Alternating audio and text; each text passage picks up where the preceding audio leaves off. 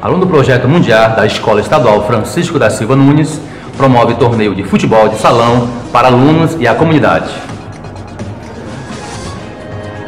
Despejo irregular de resíduos sólidos é constante no bairro da Marambaia, em Belém.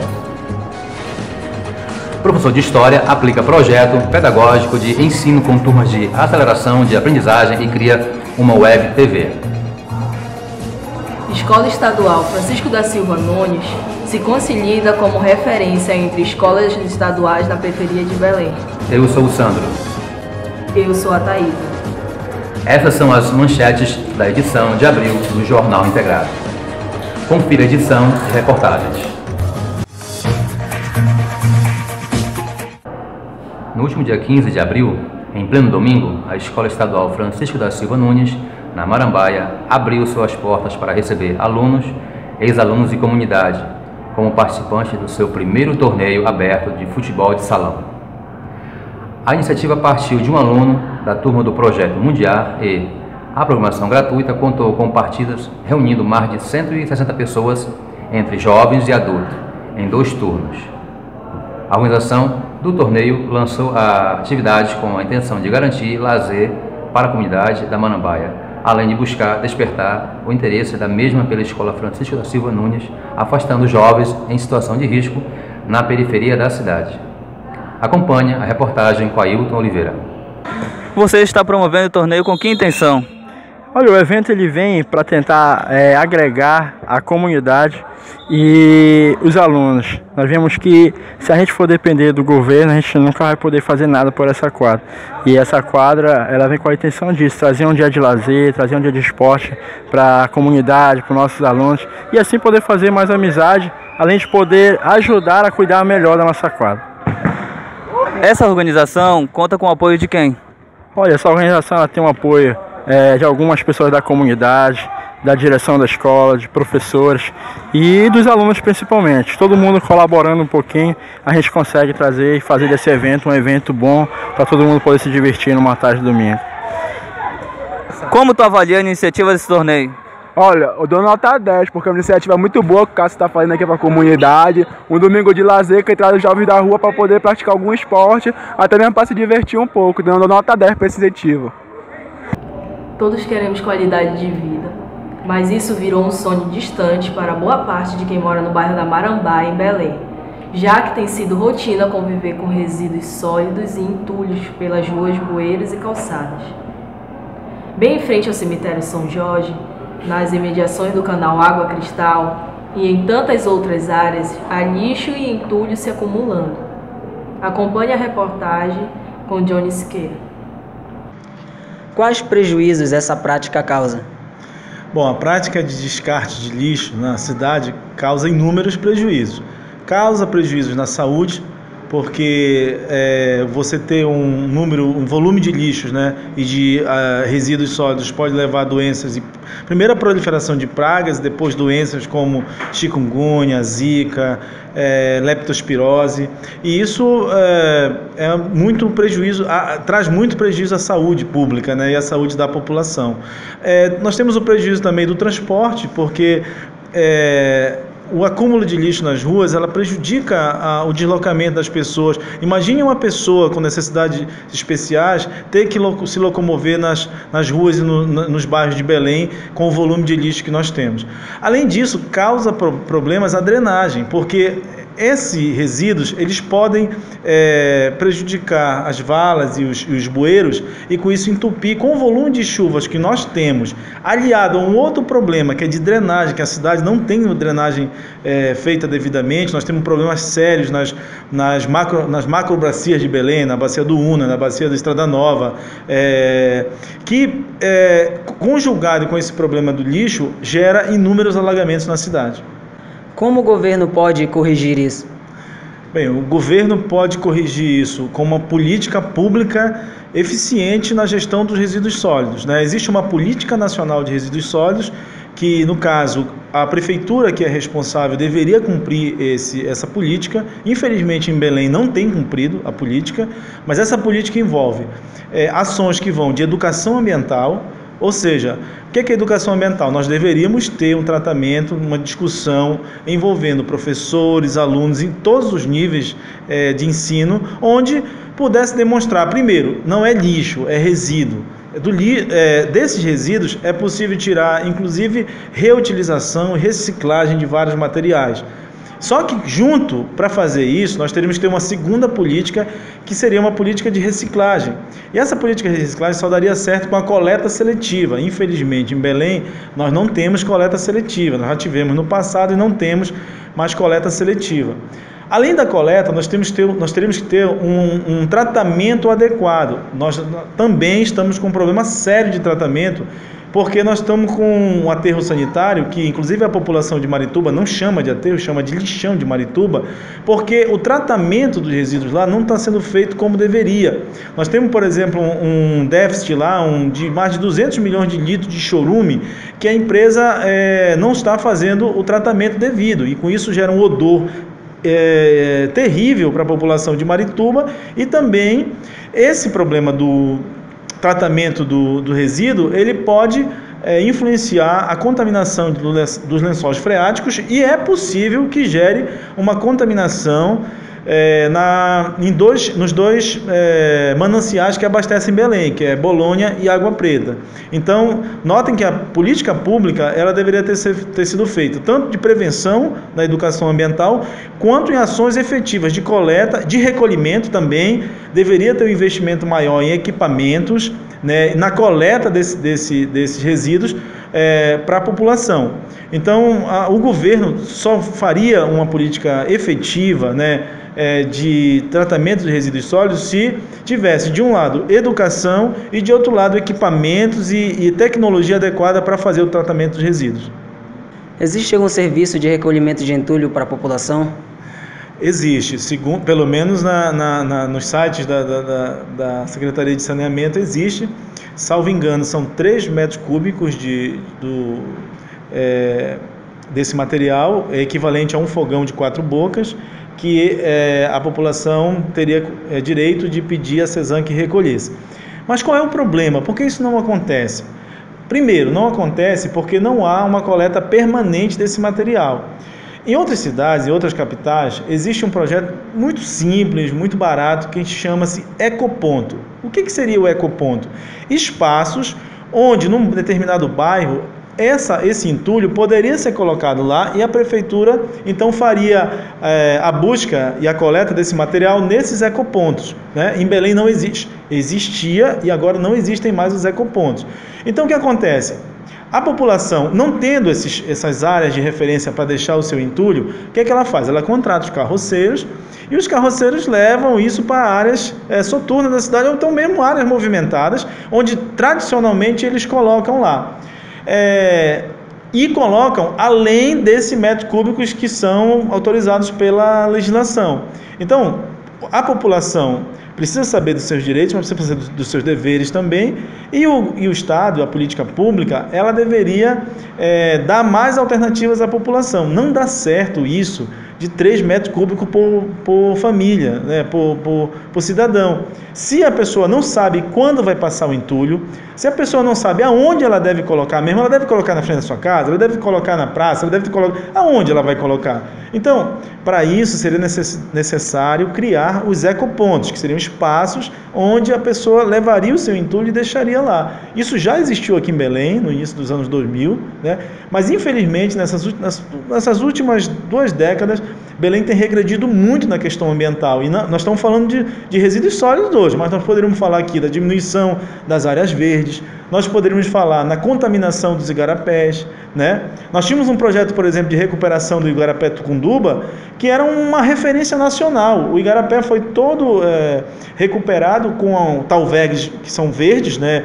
Com plantio de árvores frutíferas, e hoje, infelizmente, os projetos de drenagem que estão em Belém é de concretagem dos canais. O que é que isso vai ter prejuízo? O que isso tem a ver com resíduos sólidos? Bom, se tiver menos infiltração da água e se tiver esse volume de lixo nos bueiros, vai deixar a cidade cada vez mais alagada. Então, Resíduos sólidos, que é o lixo, que popularmente a nossa população chama de lixo, faz parte de uma política nacional e envolve a área de saneamento ambiental, que é resíduos sólidos, água, esgoto e drenagem. Infelizmente, está aí os dados que comprovam, o Pará é um dos estados em piores índices de saneamento ambiental e Belém e Ananindeua são as piores cidades. Mesmo distante de muita precariedade e adversidades, o professor de História financia e aplica projeto pedagógico de ensino transdisciplinar com turma de ensino médio na periferia da cidade. Isso usando maquinário audiovisual de baixo custo, feito com material de construção de reuso, papelão, tecido de reuso e lona, junto de aparelhos de smartphones para criar um canal de notícias no YouTube e fazer de seus alunos verdadeiros jornalistas. Acompanhe a reportagem com Lucas Souza. Professor Felipe, como surgiu o projeto? Bom, na verdade foi uma proposição lançada por um colega, professor de História, o professor Amarildo Pantoja, também atuando na rede pública estadual, que construiu a ideia de transformar os conteúdos de dentro de sala de uma maneira transversal em um trabalho que fosse efetivamente colocar o aluno para buscar o conhecimento, processar em torno dele e virar efetivamente um protagonista, tanto no processo de construção do conteúdo, quanto na forma como ele ia expor esse conteúdo. Então o projeto da Web TV, ele surge com esse propósito e a partir desse desafio que foi lançado entre dois colegas de profissão. E, professor Felipe, quem constrói esse maquinário audiovisual? Bom, da primeira vez que eu implantei o projeto, eu construí 90% de todo o material em casa, sozinho. Depois eu comecei a pegar auxílio da turma que eu tinha na outra escola e a gente começou a confeccionar juntos o material todo. E, professor Felipe, qual o custo para fabricar todo este estúdio de gravação? Bom, efetivamente eu gastei em torno de uns R$700 com a aquisição de toda a parafernália, né, para a construção do maquinário. A única ferramenta que eu comprei efetivamente foi o tripé, porque ele exigia uma estabilidade na hora de fazer a captura das imagens. Todo o resto foi confeccionado com papelão, tecido, material hidráulico, parafusos, a própria parede de chroma key também com tecido. Então todo esse maquinário custou no final das contas perto de uns R$700, porque os equipamentos mais caros que são eletrônicos a gente usa smartphones, né? E professor Felipe, quantos equipamentos tem disponível aqui? Bom, a gente construiu um TP, que é um projetor de textos, né? Enquanto o aluno ele vai fazendo a apresentação dos textos, ele é projetado em uma tela. Na verdade, ele é refletido também com o uso de smartphone. Uma outra ferramenta também que a gente construiu é esse microfone que está na tua mão, que é de brinquedo. Dentro dele tem um fone de ouvido que está conectado a um smartphone. Outra ferramenta que a gente utilizou também foram as torres de iluminação. Tem uma aqui à esquerda, né? Uma outra fica à direita, que é justamente feita de material hidráulico, papelão, tecido. Uma outra ferramenta também é a contraluz, que ela elimina a sombra que fica aqui ao fundo e fica embaixo, perto do pé. Outra ferramenta que a gente construiu é um estabilizador de câmera que fica sobre os ombros para pegar imagens paralelas. Outra ferramenta também é para estabilizar a câmera, que é justamente de mão e ela tem um pêndulo, ela é pequena. Além disso, a gente construiu um dolly, que é um carrinho sobre a mesa que pega as imagens em caráter panorâmico. No total, se não me falha a memória, são oito ferramentas que a gente construiu dentro desse maquinário audiovisual. Professor Felipe, e quem financia esse projeto? Bom, infelizmente, com a infinidade de demandas que uma escola pública tem, todo ele de ponta a ponta, quem financia sou eu, né? Em caráter pontual, alguns alunos acabam adquirindo uma ou outra ferramenta para a gente tocar o projeto, mas 95% dele, os custos eles recaem sobre mim. Inaugurada nos anos 80, a Escola Estadual de Ensino Médio Francisco da Silva Nunes, no bairro da Marambaia, virou referência na periferia de Belém, ofertando ensino médio e ensino técnico para muitos jovens e adultos. Acompanhe a reportagem com Johnny Siqueira e Lucas Souza. Diretora Vanessa, quais os níveis de ensino que essa escola oferece? A Escola Francisco Nunes, ela tem o nível de ensino médio que a gente trabalha com educação básica, né? Mesmo no ensino médio, nós trabalhamos com o regular e com os cursos técnicos. Você pode também fazer o que a gente chama de subsequente, que é só o curso técnico para aqueles alunos que já terminaram o ensino médio regular. Quantos alunos esta instituição possui? Nós temos um total de 1.758 alunos. Em 2018, quais os projetos pedagógicos serão desenvolvidos? Estamos com 2 carros-chefes aqui na escola, que é o projeto de reciclagem da horta, tudo relacionado ao meio ambiente, né? Para o curso de meio ambiente que nós temos aqui, o curso técnico.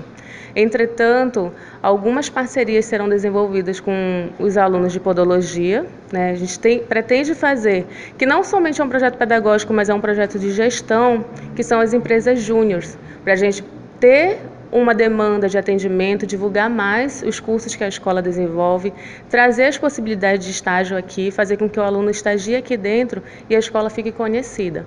Então também temos um projeto com a comunidade, né, com o professor Moacir, sobre ecoterapia. Ele vai estar desenvolvendo com a professora Ana Deiva também esse projeto, com lixo, reciclagem, material de trabalho da comunidade, aos arredores da escola, revitalização do bosque. Então, projetos nesse sentido que serão desenvolvidos aqui. Professora Ana Deiva, explique para a gente em que consiste o curso de Vigilância em Saúde. Olá, o curso de Vigilância em Saúde, ele é um curso recente, né, que foi criado pelo Ministério da Saúde, né, em 2009, para agregar todas as sub-áreas dentro da área de saúde que são feitas pelo Ministério da Saúde.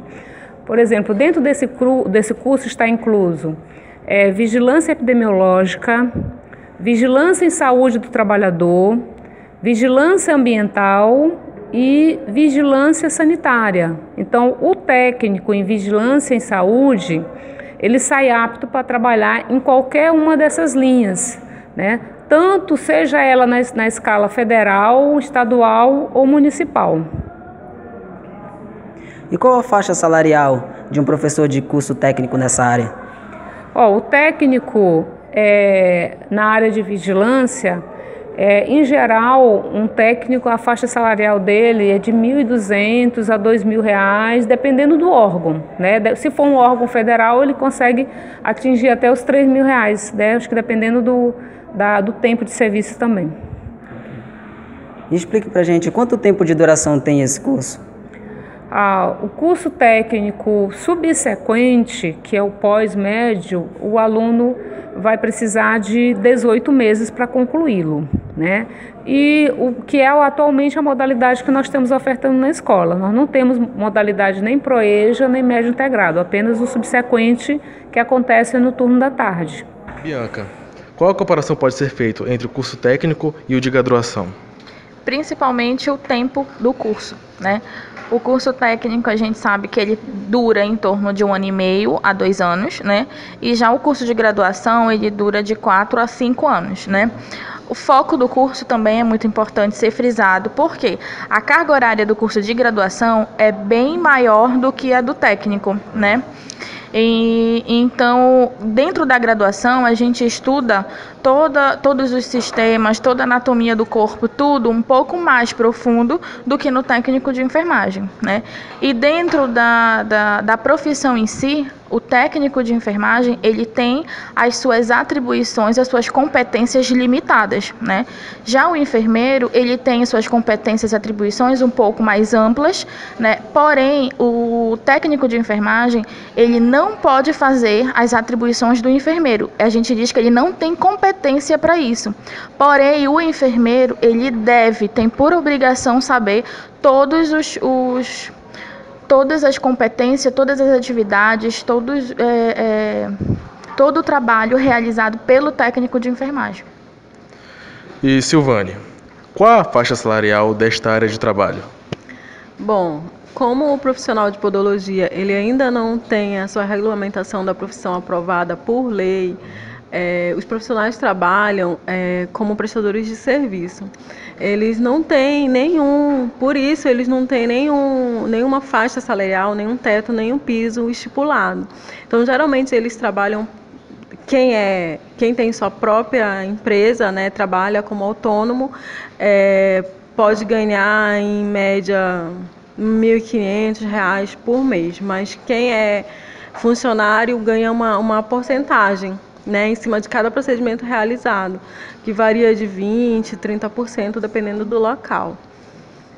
Ok, muito obrigado. E, Tayana, qual a faixa de salário para um técnico desta área?